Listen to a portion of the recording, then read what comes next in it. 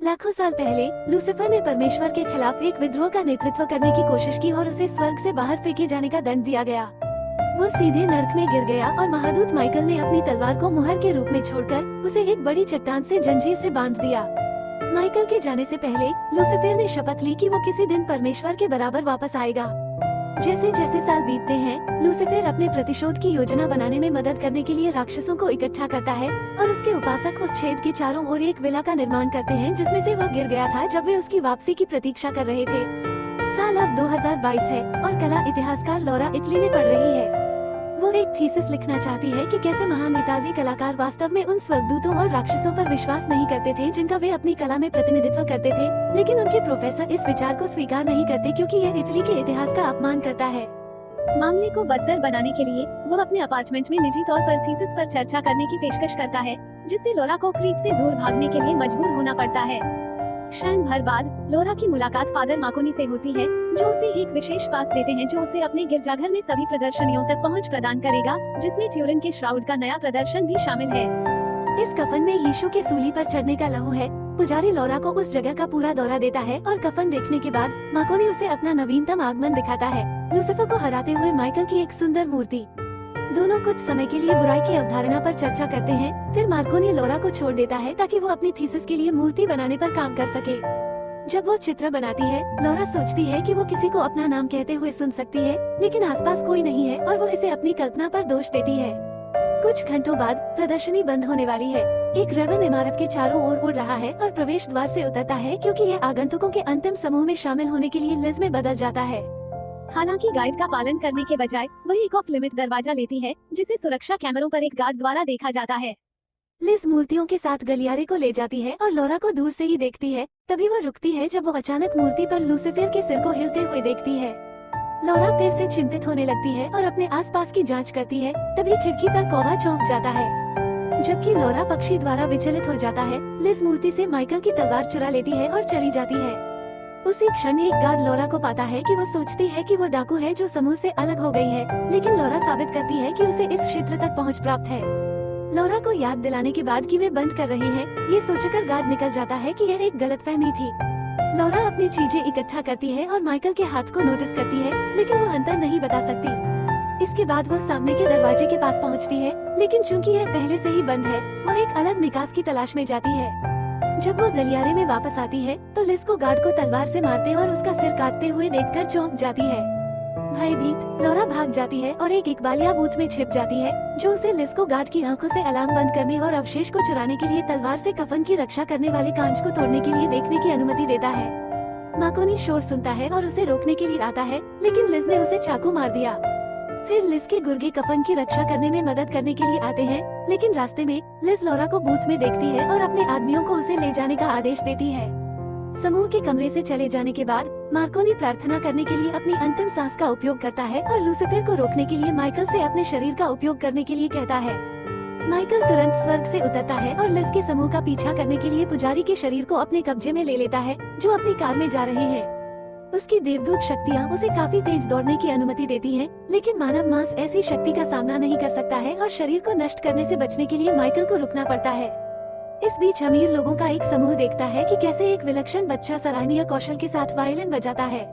प्रदर्शन के बाद डॉक्टर लॉरेंट बताते हैं कि यह बच्चा एंटोनियो विवाल्डी का एक क्लोन है, जो क्लोनों की एक लंबी सूची में एक और प्रसिद्ध नाम है जिसे उनकी कंपनी उनकी कब्रों से डीएनए लेकर बना रही है। इसके बाद बच्चों की नीलामी अमीर माता पिता के लिए की जाती है और आज की पेशकश एक माइकलएंजेलो क्लोन है। नीलामी के दौरान लिज लॉरेंट को ये बताने के लिए आती है कि उनके पास कफन है। क्षण भर बाद समूह इसे लूसीफर विला बनाता है। लॉरेंट कफन को देखने के लिए उत्साहित है क्योंकि अब वो अंततः यीशु का क्लोन बना सकता है, जबकि लौरा ब्रेंडा और 2 अन्य महिलाओं के साथ एक कांच की कोठरी में जंजीर से बंधा हुआ है। उनमें से एक रोना और चिल्लाना बंद नहीं करेगी, लेकिन लौरा उसे शांत करने में मदद करने के लिए कुछ कोमल शब्दों का उपयोग करती है। लौरा भी सोचती है कि उन्हें एक साथ काम करना चाहिए, लेकिन इससे पहले कि वे कुछ भी योजना बना सके, नर्सों का एक झुंड सेल में उसके विटल्स लेने के लिए प्रवेश करता है। इस बीच माइकल गिरजाघर लौटता है और अन्य पुजारियों को सुरक्षा टेप की समीक्षा करते हुए पाता है। पुरुष मार्कोनी को जीवित देखकर चौंक जाते हैं, लेकिन माइकल कोई स्पष्टीकरण नहीं देता और कफन के रक्षकों के बारे में पूछता है। पुजारी समझाते हैं कि कार्डिनल विंसनी सुरक्षा के प्रभारी थे, लेकिन वो अस्थिर हो गए और राक्षसी जानवरों और गुप्त संप्रदायों के बारे में बात करना शुरू कर दिया, जिसके लिए सभी ने मनोभ्रंश को दोषी ठहराया। माइकल को विश्वास नहीं हो रहा है कि पुजारी बाइबल में कही गई बातों पर विश्वास नहीं करते हैं और यह जानने की मांग करते हैं कि विंसनी कहाँ है, ये जानकर कि वो अब एक पागलखाने में अकेला रह रहा है। फिर माइकल सुरक्षा फुटेज लेता है, लॉरा का पास दिखाकर उसके बारे में पूछता है और पुजारियों से वादा करवाता है कि वे किसी को नहीं बताएंगे कि उन्होंने उसे देखा है। बाद में माइकल एक जैकेट उधार लेता है और माकोनी की कार में चला जाता है। अपनी शक्तियों के कारण होने वाले दर्द से निपटने के लिए दस्ताने के डिब्बे में मिली कुछ दवाई लेता है। पूरे समय एक कौवा बिना उसकी ओर ध्यान दिए उसका पीछा करता है, जबकि विला वैज्ञानिक कफन से यीशु के डीएनए को प्राप्त करने के लिए कड़ी मेहनत कर रहे हैं। माइकल पागलखाने में जाता है और विंसनी से मिलता है, जो सशस्त्र और भयभीत है। हालांकि जैसे ही विंसनी माइकल को छूती है, वो बता सकता है कि वो सिर्फ एक पुजारी नहीं है, और जब वो कहता है कि वो एक देवदूत है तो तुरंत उस पर विश्वास कर लेता है। विंसनी लिज के बारे में जानती है और माइकल को वो विला दिखाती है जिसे उन्होंने छेद के चारों ओर नर्क में बनाया था, जबकि यह समझाते हुए कि यह आश्रय एक खोज के रूप में बनाया गया था। शास्त्र लूसीफर के किसी दिन लौटने की बात करते हैं और उसके लिए उसे 2 प्राचीन जानवरों की जरूरत है जो दोनों दुनिया के हैं। एक महिला है, स्पष्ट रूप से लिज का जिक्र है, और दूसरा जमीन का जानवर है। सालों तक लूसीफर के अनुयायी उसके लिए बच्चे लेकर आए, लेकिन वे मानव शरीर उसे समाहित करने के लिए पर्याप्त मजबूत नहीं थे, इसलिए उन्होंने कफन चुराया। वे यीशु का क्लोन बनाने की योजना बना रहे हैं, क्योंकि लूसीफर को संभालने के लिए केवल वही एक ऐसा शरीर है जिसके पास इतना मजबूत शरीर है। माइकल जो कुछ सुनता है उससे घृणा करता है और उन्हें रोकने का वादा करता है, इसलिए विंसनी माइकल को विला पहाड़ की तलहटी में ले जाती है। क्षेत्र में माइकल की उपस्थिति से उसकी तलवार प्रतिक्रिया करती है और अब लूसीफर जंजीर को खींचकर अंततः खुद को मुहर से मुक्त कर सकता है। विला में महिलाएं अपने निजी जीवन के बारे में बात करते हुए अपनी जंजीरों को तोड़ने का तरीका खोजने की कोशिश कर रही हैं, जिससे पता चलता है कि लॉरा ने अपने पति और अपने बच्चे को खो दिया है। लॉरेंट कुछ परीक्षण चलाता है और पाता है कि लॉरा की 100% संगत है, इसलिए लिज उसे प्रक्रिया को जल्दी करने का आदेश देती है।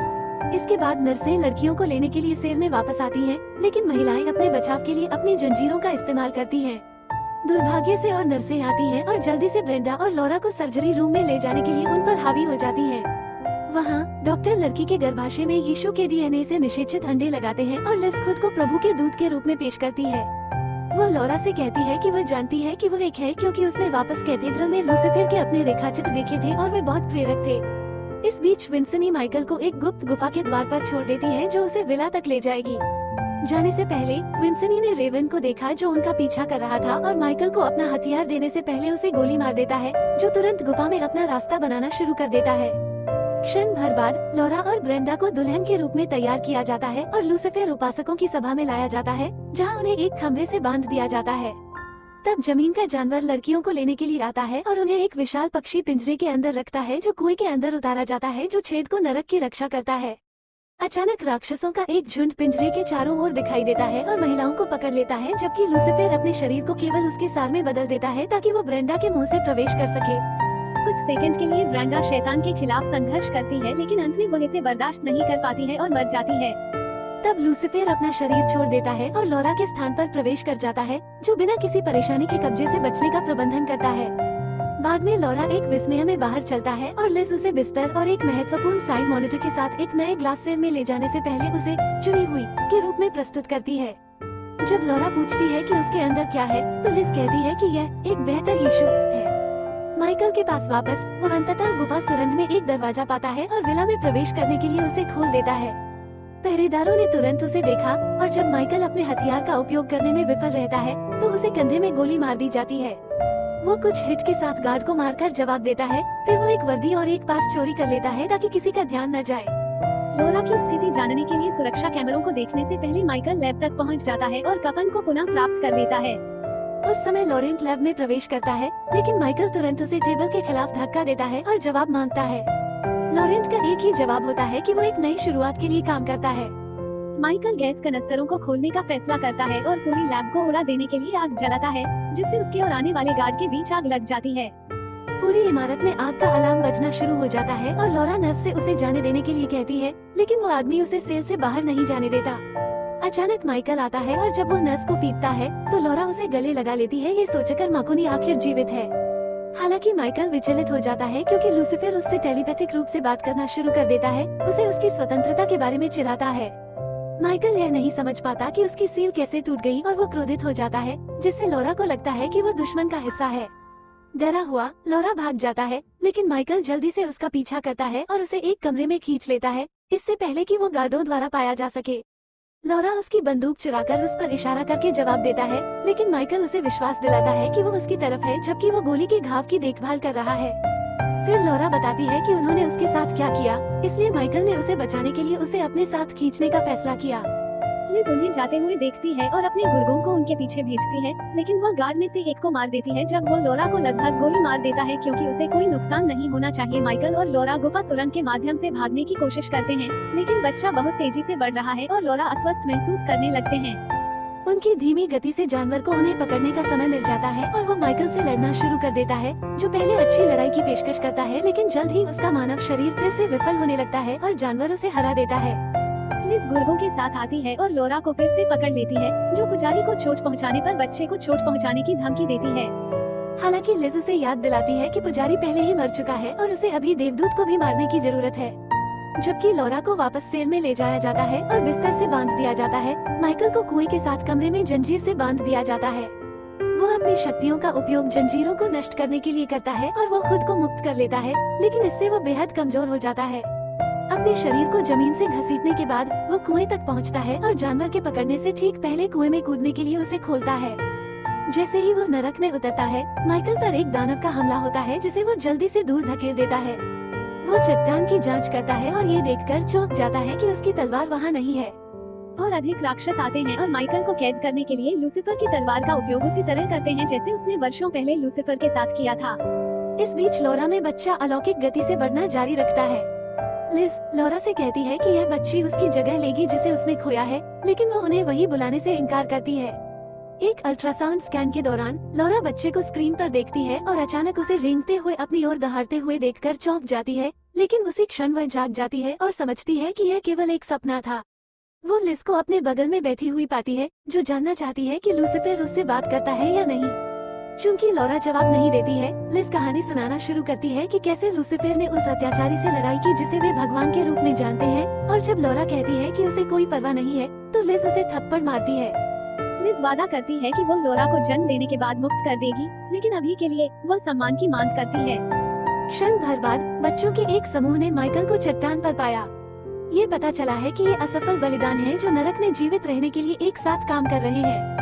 माइकल वादा करता है कि अगर वे उसकी तलवार ढूंढ लेते हैं तो वो उन्हें घर ले जा सकता है, लेकिन बच्चों को यकीन नहीं है कि वे स्वर्गदूतों पर भरोसा कर सकते हैं, क्योंकि लूसीफर भी एक था। दुर्भाग्य से राक्षस बातचीत में बाधा डालते हैं और बच्चे भाग जाते हैं, लेकिन उनमें से कुछ पर कब्जा कर लिया जाता है और माइकल केवल निराशा के साथ देख सकता है। सेल में वापस लूसीफर का सार अस्थायी रूप से लॉरा के गर्भाशय को छोड़ देता है और उसके कान के माध्यम से उसके दिमाग में प्रवेश करता है, ताकि वह उसे एक प्रस्ताव दे सके जिसे वह अस्वीकार नहीं कर सकती। यदि लॉरा उसे अपने जीवन में स्वीकार कर लेती है, तो लूसीफर उस व्यक्ति को मारने में मदद करेगा जिसने उसके परिवार और लिज की हत्या की थी, जिससे लॉरा नफरत करता है। सौदा स्वीकार करते हुए लॉरा बिस्तर पर लेट जाती है और बच्चे को संभालने के लिए लूसीफर को स्वीकार करती है, क्योंकि वह बच्चे को पकड़ने और उसके साथ संबंध बनाने का सपना देखती है। लिज ये सब देखती है और चिंता करने लगती है कि लॉरा बहुत ज्यादा ताकतवर हो जाए। बाद में जब एक नर्स कुछ परीक्षण करती है, लॉरा प्रकाश को बुझाने और नर्स को मारने के लिए अपनी नई शक्तियों का उपयोग करती है। फिर वो कमरा छोड़ देती है और दूसरी नर्स से टकरा जाती है, जिसे वह तुरंत तब तक पीटना और लात मारना शुरू कर देती है जब तक कि वो मर नहीं जाता। अचानक लॉरा लूसीफर के अंधेरे पकड़ से बाहर निकल जाती है और उसने अभी जो किया उससे घबरा जाती है, ये निर्णय लेते हुए कि उसे बच्चे को खराब होने से पहले ही मार देना चाहिए। इससे लूसीफर उसे माँ कहकर ऐसा नहीं करने के लिए कहता है। लॉरा लूसीफर की आवाज को नजरअंदाज करती है और चौकीदार की कोठरी में भाग जाती है, क्योंकि गार्ड उसका पीछा करना शुरू कर देते हैं। दरवाजा बंद करने के बाद लॉरा क्लोरीन की एक बोतल पकड़ती है और इसे पीने के लिए लूसीफर के नियंत्रण के खिलाफ संघर्ष करती है। जैसे ही लॉरा उल्टी करता है और दर्द से कराहने लगता है, लिज दरवाजे को लात मारती है और लॉरा पर चिल्लाती है कि उसने बच्चे के साथ क्या किया। जब वो एक डॉक्टर को खोजने के लिए निकलने वाली होती है, तो लॉरा अचानक अपनी शक्तियों का उपयोग करके दरवाजा बंद कर देती है और लिज को जमीन पर धकेलकर उसके चेहरे पर उल्टी कर देती है। ये पता चला है कि लूसीफर अब अपने शरीर को नियंत्रित कर रहा है और वो लिज को उसकी गलतियों के लिए दंडित कर रहा है। लिज की इच्छा है कि वो बच्चे को ले जाने वाली होती, लेकिन लूसीफर ने उसे नए आदेश देने की उसकी दलीलों को नजरअंदाज कर दिया। जन्म के बाद कोई नहीं जान सकता कि यहाँ क्या हुआ है, इसलिए सभी को मरना होगा। वो इस तथ्य के बारे में भी चिंतित है कि लोरा और बच्चा बंद रहे हैं, जिसका अर्थ है कि जन्म के बाद उसे भी मार दिया जाना चाहिए। फिर लॉरेंट आता है और लूसीफर उसे मारता है क्योंकि वो क्लोरीन से बचाने की मांग करता है। क्षण भर बाद लोरा के शरीर को हीलिंग पॉड के अंदर रखा जाता है। लूसीफर का सार अस्थायी रूप से उसके शरीर को छोड़ देता है और माइकल से उसकी विफलता का मजाक उड़ाने के लिए उससे बात करने के लिए नरक में एक राक्षस को अपने कब्जे में ले लेता है, जिसे बच्चों द्वारा परछाई से सबूत के रूप में देखा जाता है कि माइकल एक अच्छा लड़का है। लूसीफर के जाने के बाद माइकल अंततः समझता है कि भगवान ऐसा क्यों होने दे रहा है और बच्चे उसके बचाव में आते हैं। वे इतने मजबूत नहीं हैं कि जंजीरों से राक्षसी तलवार को हटा सके, इसलिए वे माइकल की अपनी तलवार की तलाश में जाते हैं।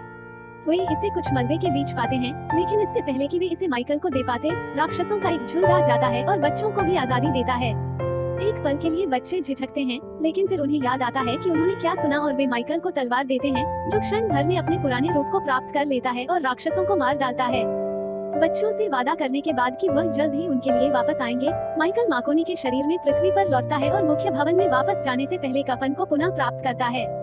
वो लोरा की जांच के लिए जाने से पहले एक गार्ड को गिरा देता है और एक हथियार चुरा लेता है, केवल लूसीफर की आवाज उसे जवाब देने के लिए। मदद करने के लिए बेताब माइकल पॉड को दूसरे कमरे में ले जाने के लिए धक्का देना शुरू कर देता है, जिसे एक नर्स देखती है। दरवाजा बंद करने के बाद माइकल पॉड खोलता है और समझाने की कोशिश करता है कि लोरा जैसा सोचती है वैसा बच्चा नहीं है, लेकिन लूसीफर एक जोरदार दहाड़ के साथ उसे दूर धकेल देता है। तब लूसीफर माइकल के ऊपर खड़े होने के लिए लोरा के शरीर का मार्गदर्शन करता है और घोषणा करता है कि उसका पानी परी पर तरल छोड़ने से पहले उसका पानी टूट गया है, उसके शरीर को जला दिया। माइकल भागने की कोशिश करता है, लेकिन लूसीफर उसे पकड़ लेता है और उसे लोरा की गोद में पकड़ लेता है जब वो पूजा करने के लिए कहता है। जब माइकल ने मना कर दिया, तो लूसीफर ने लोरा की उंगलियों से उसकी गर्दन पर वार किया, लेकिन माइकल ने हार नहीं मानी और उस निष्कर्ष को साझा किया जिस पर वो पहुंचा था। भगवान इसकी अनुमति दे रहे हैं क्योंकि यदि लूसीफर यीशु के पवित्र शरीर में प्रवेश करता है, तो यीशु उसे अपने नियंत्रण में रखेगा और हमेशा के लिए सील कर देगा। लूसीफर यह सुनकर क्रोधित हो जाता है और गुस्से का आवेश शुरू कर देता है। इस प्रक्रिया में माइकल को बाहर कर देता है। जब लिज पहरेदारों के साथ आती है, लूसीफर उससे बच्चे को मारने के लिए कहता है, लेकिन लिज मान लेती है कि यह लोरा फिर से बात कर रही है और पहरेदारों से उसे वेदी पर ले जाने के लिए कहती है। नर्क के कुएं के ऊपर लोरा बच्चे को जन्म देती है और लिज उसे तुरंत ले जाती है। लोरा को कुएं पर अकेला छोड़ दिया जाता है और बीस्ट ढक्कन खोल देता है ताकि वो दूसरों के साथ बाहर आने से पहले गिर जाए। लिज अपने नए रक्षक को लूसीफर के अनुयायियों के सामने प्रस्तुत करती है और घोषणा करती है कि वो पानी के बजाय रक्त से बपतिस्मा लेगी। फिर बीस्ट हर अनुयायी, डॉक्टर और गार्ड को मारने के लिए आगे बढ़ता है। लॉरेंट चौंक गया है, लेकिन बख्शने की खुशी भी है। हालांकि बच्चे के सिर को छूने के बाद जानवर उसे भी मार डालता है। इस बीच माइकल जाग जाता है और कमरे से भागने के लिए अपने हथियार से खिड़की तोड़ देता है। वो कुएं के कमरे में प्रवेश करता है और लोरा को किनारे पर लटका हुआ पाता है, इसलिए इससे पहले कि वे एक साथ अपने दुश्मन का पीछा करें, वो उसकी मदद करता है। लिज एक कार में बच्चे के साथ जाने वाली है, लेकिन लोरा उस पर कूद जाती है और बच्चे तक पहुंचने से पहले उसे मारती है। लिज लूसीफर के लिए कोई नुकसान नहीं होने के लिए कहती है और माइकल समझाता है कि बच्चा लूसीफर नहीं है। शैतान ने लोरा को नहीं चुना, भगवान ने चुना और उसने जन्म दिया जो लूसीफर की शाश्वत जेल बन जाएगा। लोरा कार में बैठ जाती है और विंसेनी को खोजने के लिए निकल जाती है, जबकि माइकल लड़ने के लिए रुक जाता है क्योंकि नरक के द्वार अब खुले हैं, जिसका अर्थ है कि राक्षस भागने की कोशिश करेंगे। माइकल कुएं की ओर भागता है और उसे बंद कर देता है। केवल बीस्ट द्वारा पाया जाता है, जो उसे कुएं को फिर से खोलना शुरू करने के लिए फेंक देता है। इससे पहले कि बीस्ट ऐसा कर पाता, माइकल लिज द्वारा सबूत मिटाने के लिए छोड़े गए विस्फोटकों का पता लगा लेता है और उन्हें अभी सक्रिय कर देता है, जिससे एक विस्फोट होता है जो सुविधा को नष्ट कर देता है और सभी मलबे के नीचे छेद को ढक देता है। कुछ समय बाद विंसेनी लोरा और बच्चे को गिरजाघर ले जाती है और वे कफन वापस कर देते हैं, जबकि माइकल वादे के अनुसार सभी बच्चों को मुक्त करने के लिए नरक लौट जाता है। साल बीत जाते हैं और लोरा बच्चे की सुरक्षा के लिए विंसेनी के साथ पागलखाने में रहती है, जो अच्छी तरह से और स्वस्थ हो गया है। एक दिन लिज परिवार को देखने के लिए जंगल में घुस जाती है और लूसीफर को बुलाने की कोशिश करती है, लेकिन जब शैतान भागने की कोशिश करता है, तो बच्चा उसे बंद रखने के लिए बस उसे वापस अपने शरीर में समाहित कर लेता है।